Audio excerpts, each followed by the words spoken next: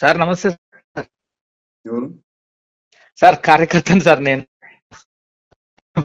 చెప్పండి. నాకు సార్ మీరు లేనితుంది, మీరు లేకుంటే ఇబ్బంది అవుతుంది సార్ మాకు. ఏం చేద్దాం, వీళ్ళు గుండారాజ్యంకి భరించాలంటే కష్టం మరి. లేదు సార్, మాకు మీరు మిమ్మల్ని ఆదర్శంగా తీసుకొని మేము డిగ్రీ నుంచి మిమ్మల్ని ఆదర్శంగా తీసుకున్నాం సార్. మాకు మీరంటే ఒక టైగర్. మీరు లేనిదంటే మాకు ఒక ఊహలో కూడా వస్తలేదు. అది కొద్దిగా ఏమన్నా పునరాలోచన చేసుకుంటారా అని మా అభిప్రాయం కార్యకర్తగా సార్. భువనగిరి సార్ మాది.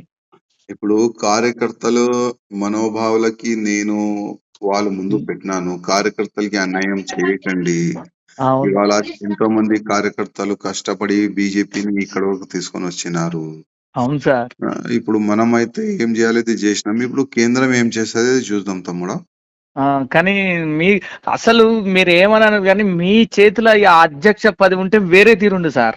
100% అది మాకు కూడా తెలుసు సార్. మీ గురించి తెలుసు, మీ అభిమాని నేను. కాకపోతే మీరు మాకు తెలియదు కానీ మీరు మాకు అందరూ తెలుసు. మీరు ఉంటేనే ఆ హైదరాబాద్ లో ఇంత ఇక్కడ ఉంటుంది సార్. అది బీజేపీ మాకు తెలుసు సార్. కానీ అంటే మేం చెప్తున్నాను అనుకో సార్, కొద్దిగా ఏమైనా ఆలోచన చేస్తే బాగుండని మా ఆలోచన అంతే. ఒక పర్సనల్ గా ఒక కార్యకర్తగా సార్.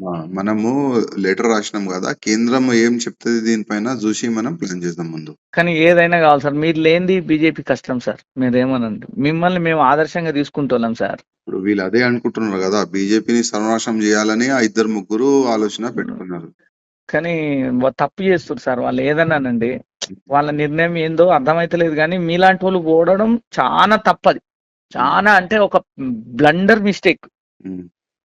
కానీ ఇంకో మీరు ఇంత కార్యకర్తకైనా మీరు ఫోన్ లిఫ్ట్ చేసిరంటే అదే సార్ మీకున్న ఉన్నతి. అది మీ దగ్గర ఉన్న మంచితనం అది సార్.